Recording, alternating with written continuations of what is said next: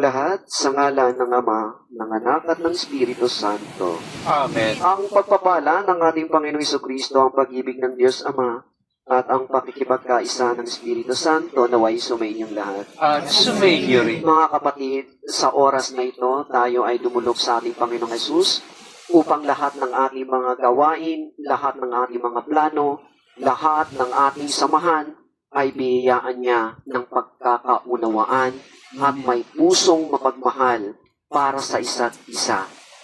At upang tayo maging marapat gumanap sa ating banal na pagdiriwang, aminin natin ngayon ang ating mga nagawang pagkakasala, ang ating mga paulit-ulit na mga pagkakamali, ang ating mga kahinaan, ang ating mga kalabisan, sa pamamagitan ng ating mga masasakit na pananalita ang ating kapwa. Tayo pong lahat, inaamin ko sa makapangyarihang Diyos At sa inyo, mga kapatid, na lubha akong nagkasala sa isip, sa salita, at sa gawa, at sa aking pagkukulang. Kaya isinasamo ko sa mahal na Birhen Maria, sa lahat ng mga anghel at mga banal, at sa inyo, mga kapatid, na ako panalangin sa Panginoong ating Diyos. Kaawaan tayo na makapangyarihang Diyos, patawarin tayo sa ating mga kasalanan, at bayan tayo sa buhay na walang hanggan. Amen.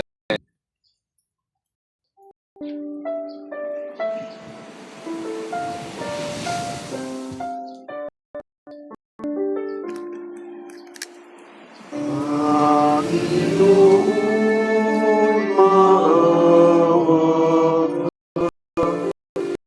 ka. Panginoon, maawa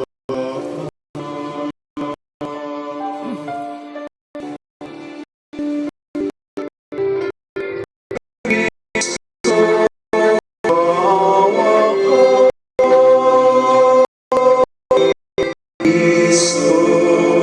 maawa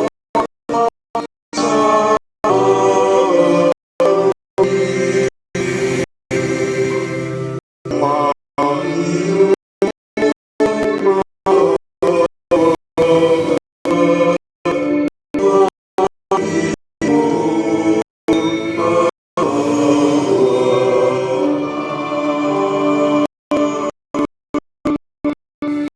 Manalangin tayo. Ama naming makapangyarihan, nililingap mo ang mga walang inaasahan kundi ikaw. Hindi may darangal at hindi magiging kapal. Ang samang iyo'y mapapawalay. Dagdagan mo ang iyong kagandaan amin upang sa iyong pamumuno at pangangasiwang mag-iliw, makapakinabangan namin ang mga biyaya mo sa lupa bilang pagkakamit na namin sa kalangitan mong pagpapala sa pamamagitan ni Jesucristo kasama ng Espiritu Santo magpa sa walang hanggan. Amen. Amen. Puta sa ating mga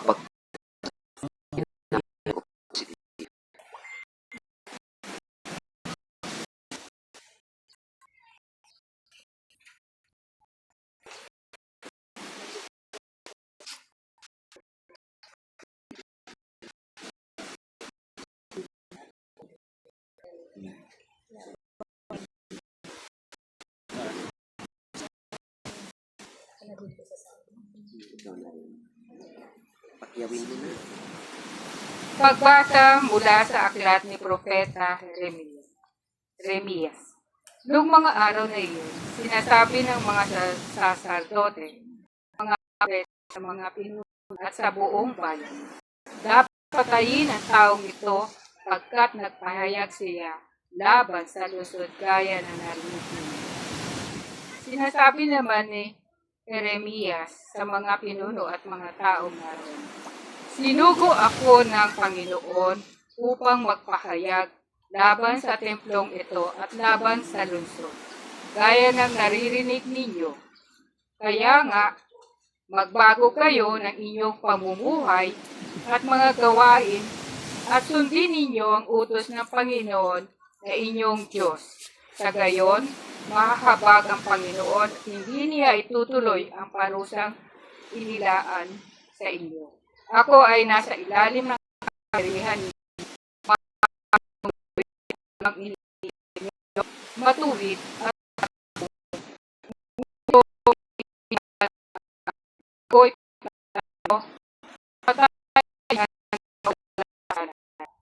ito sa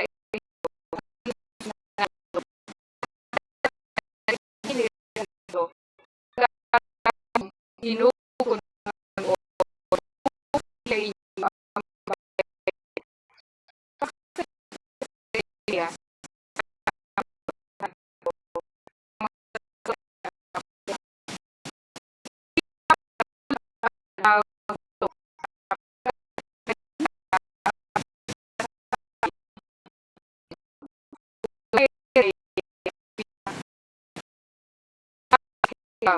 anak ni Sap, kaya't hindi siya napatay ng mga tao. Ang salita ng Diyos. Salamat sa Diyos. Salmong tugunan ng ating pong itutugon, buhay ako'y iyong dinggin sa panahong iyong ibigin.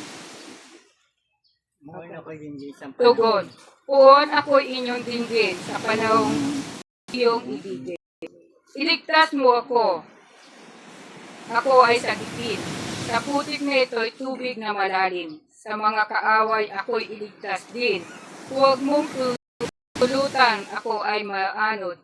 Dalhin sa malalim at baka malunod. Hahantong sa libig, ako ay pagkatapos. Tugon, poon ako'y iyong dinggin sa panahong iyong ibigin. Naghihirap ako't mahapdi ang sugat. O Diyos, tayo mo ako at iligtas. Pupurihin ang Diyos, aking aawitan. Dakilain ko ang salamatan. Tugon, poong iko'y iyong dinggin sa panahong iyong ibigin.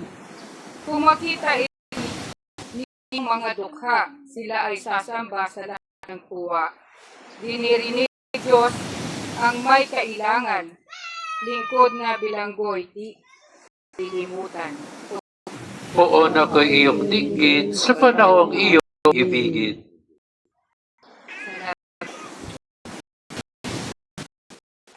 Magsisiw tayong lahat.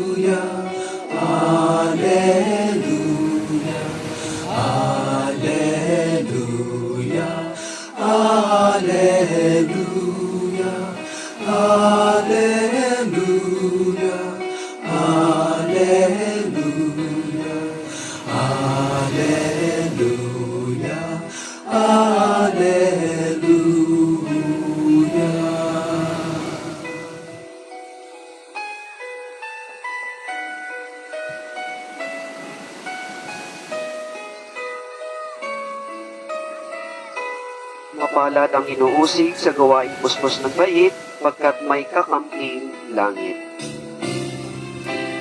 Alleluia, Alleluia, Alleluia, Alleluia, Alleluia, Alleluia,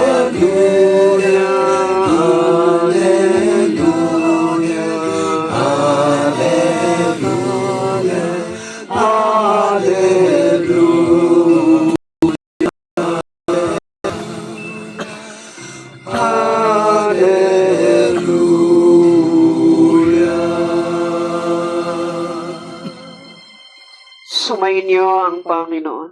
At sumayin niyo rin. Ang mabuting balita ng Panginoon ayon kay San Mateo. Papuri sa iyo, Panginoon.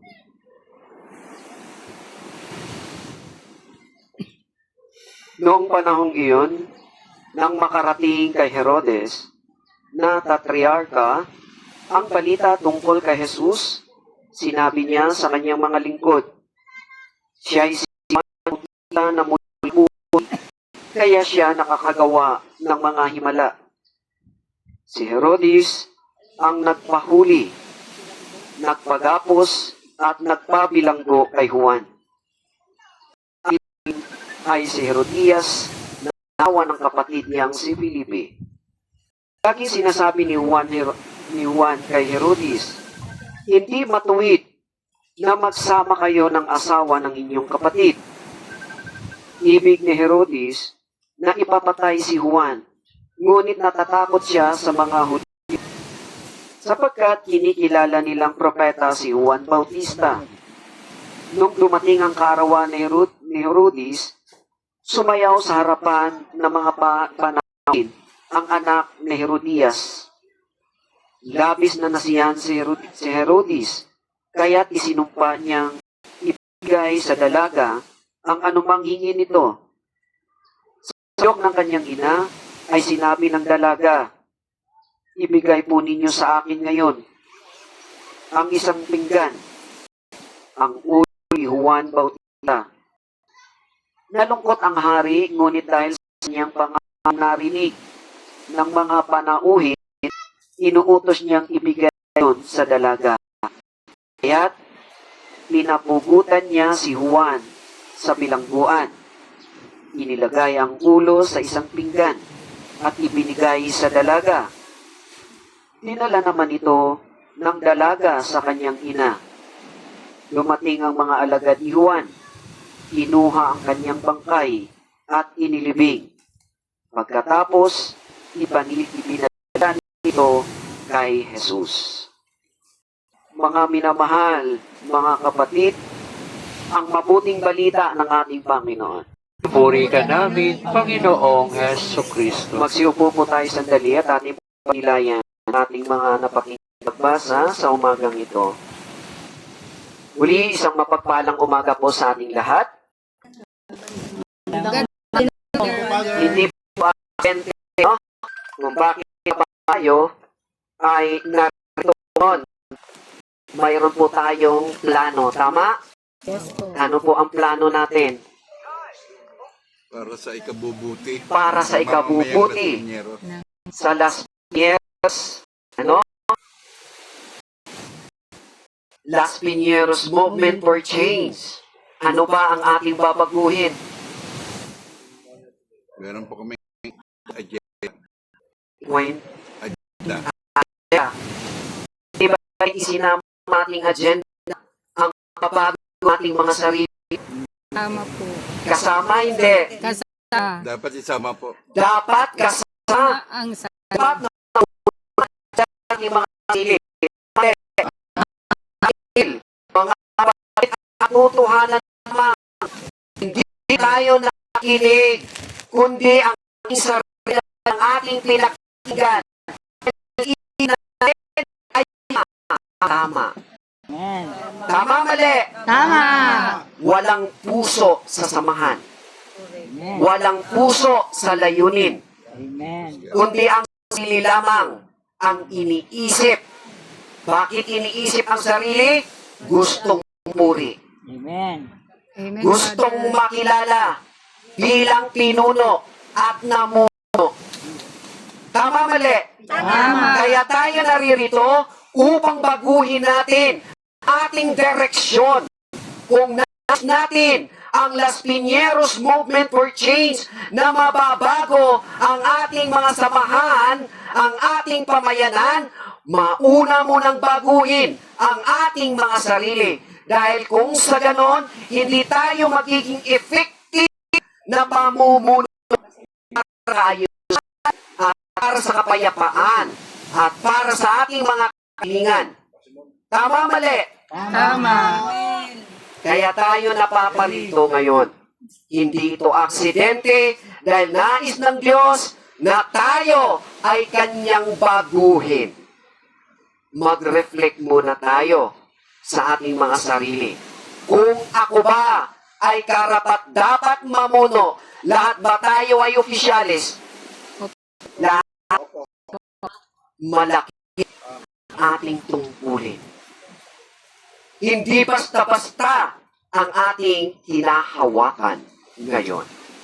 Hindi titulo ang ating hahabulin, kundi ang kung ang ating mga layunin kasama ang Panginoong Jesus. Hindi dapat tayo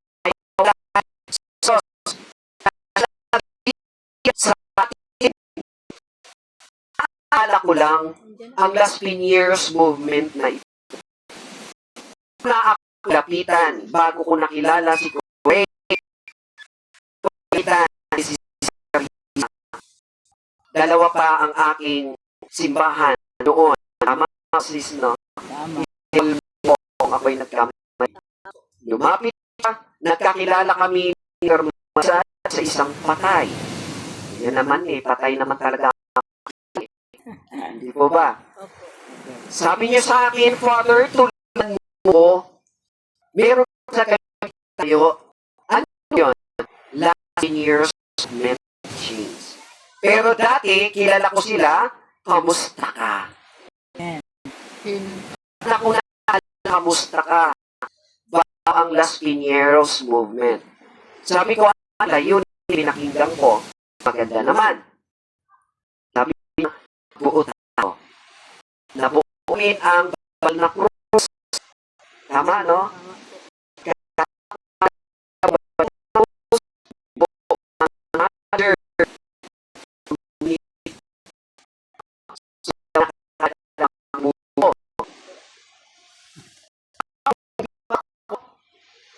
Habang, kasi isa ako sa membro ninyo sa isang group chat, tinitignan ko at binasa ko ang aming mga negative. Samahan tayo, walang batuhan ng mga moderates. di po ba? Ay, nasaan ba ang puso natin? Sa samahan. Hindi po ba, ano? Napakaganda. Hanggang sa nabuo, bakit natin buuhin ang Las Piñeros movement? Dahil makakatulong tayo kung sino ang nais na itilo. Tama? Tama. Noong mga panahon na iyon. Yes po. Maganda. Diba? Las Piñeros na ko dalawa. Banarus at siya. Our Mother Perpetual. Sa kakagulo-gulo at kawatak-watak. Dahil may mga membro ng Las Piñeros na wala sa puso nila. Ano habol? Ayuda. Tama, mali? Ayuda, ayuda, ayuda. Ipinagpalit at ibinibenta ang kaluluwa. Tama, mali? Masakit man itong sabihin. Para saan? Naging membro ka sa samahan kung kaya mong ipagkanulo Dahil sa pera. dahil sa pera. Yung iba, Father, tinanggap ko lang naman ng pera dahil kailangan. Pero siya naman talaga binili ko. Hindi ba't kasalanan pa rin at mali? Oo. Sa tingin natin, tama pa rin ba yun o mali? Mali. Mali! Dahil niluloko mo ang Diyos at ang iyong sarili at ang iyong kapwa. Tama mo sa dahil lang sa maliit na halaga. Watak-watak ang aking faith wall. Away dito, away doon. Bilangan kung magkano ang tinanggap. Pagkatapos, noon, tayo ang pumili. Tama? Yes po. Dahil sa puso, kundi sa halaga. Pagkatapos, tayo ang unang nagre-reklamo sa kahirapan. Tama? Hindi po ba? Sino ang may gawa? Tayo. Dahil hindi tayo nakikinig sa kung anong mali at tama. Mas pinakikinggan natin ang udyok. Limon. Isipin natin, pag sa Diyos ay tama, pag sa demonyo ay mali. Mas pinili natin ang demonyo, kaya ang buhay nagka-leche. Leche na. Amen? Amen, Father. Hindi ba? Yes, Father. Realidad na nangyayari. Tanong, kung ang puso ko ay nasa Las Piñeros ngayon, ano ba ang kaya kong gawin? Handa ba akong umunawa? Handa ba akong magbigay? Kung hindi, umalis ka na, nakakahiya ka. Tama, mali. Dahil ikaw ang tinik sa plano at layunin ng grupo. Hindi ba't nakakahiya ka? Puro paninira ka lang, o puro sarili mo lang, ipanang ka dyan. Pinalakas mo ang loob. Tama? Opo. Dahil sa Ebanghelyo natin ngayon, at kung nakinggan ang pag-ahari ni Herodes, ipinagpalit ni Herodes ang kanyang misyon para lamang siyang mapuri.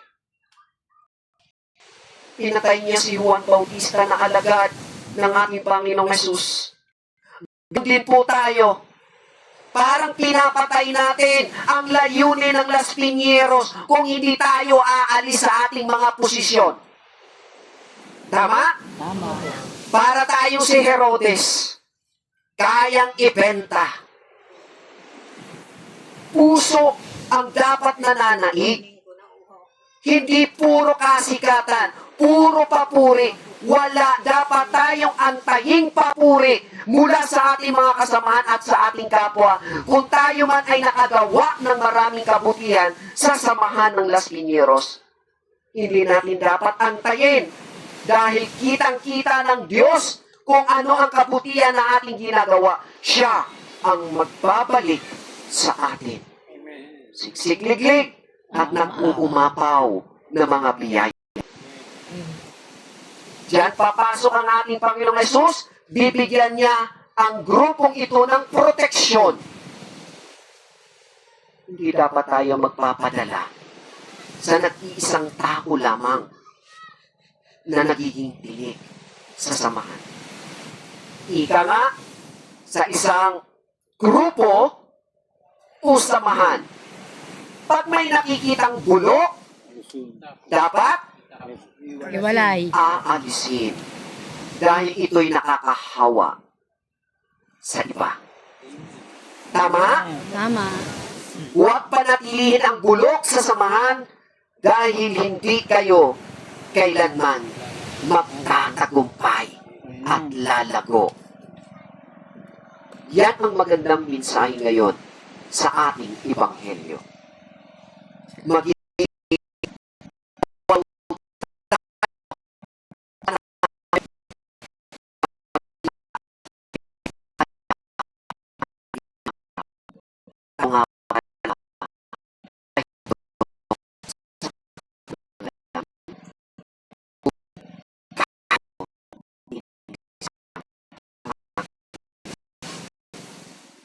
dapat natin pagninilayan yan sa bawat isa. Sa araw na ito, dapat tayo mag-reflect sa ating mga sarili. Ako nga ba ay karapat-dapat? O nagiging sagaba lang ako sa layunin ng iba?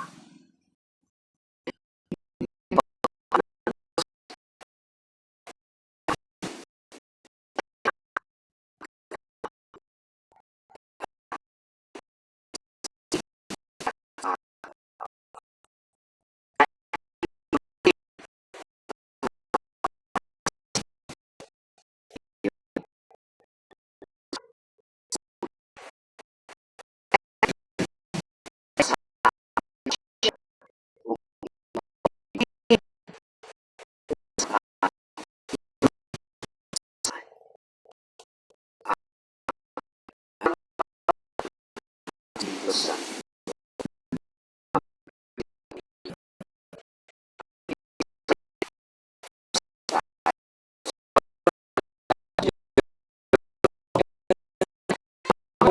langit at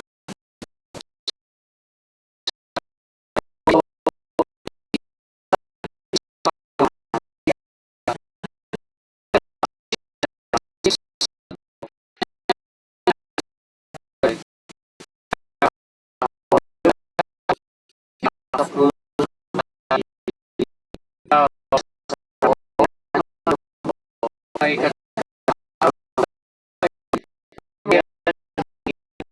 kanan ng Diyos ang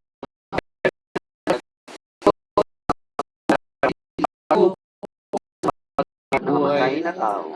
sumasampalataya naman ako sa Diyos Espiritu Santo, sa banal na simbahang katolika, sa samahan ng mga banal, sa kapatawaran ng mga kasalanan, at sa pagkabuhay na muli sa mga namatay na tao, at sa buhay na walang hanggan. Amen. Ipinagkaloob ng Diyos Ama sa atin ang kanyang kaharian sa pamamagitan ng kanyang bukong na buong galang iba.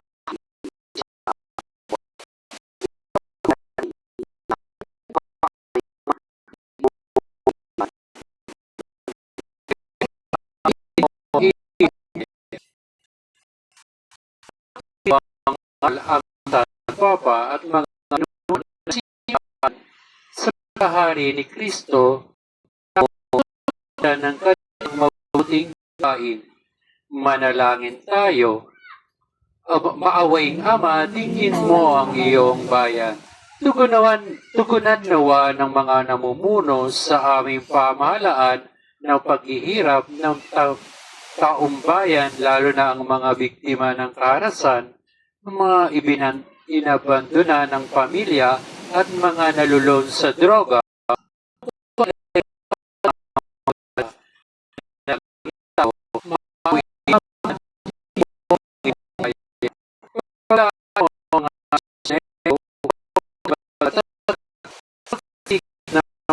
At yung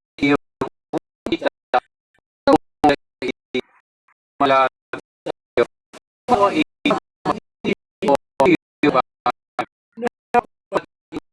handa ang kawisan sa mga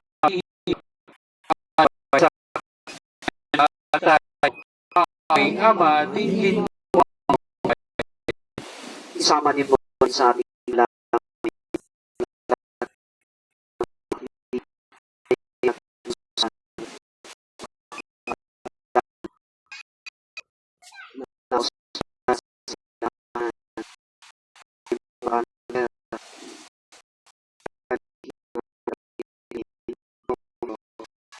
well,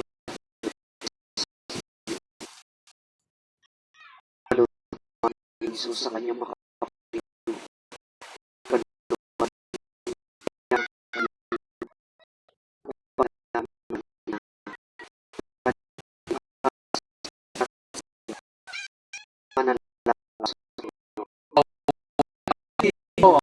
bayan.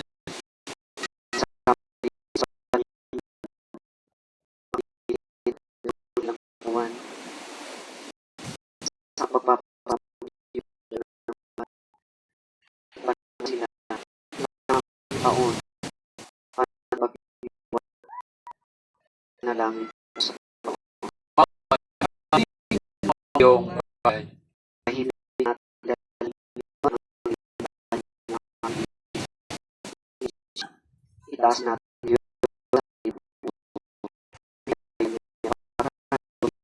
nagkakasala.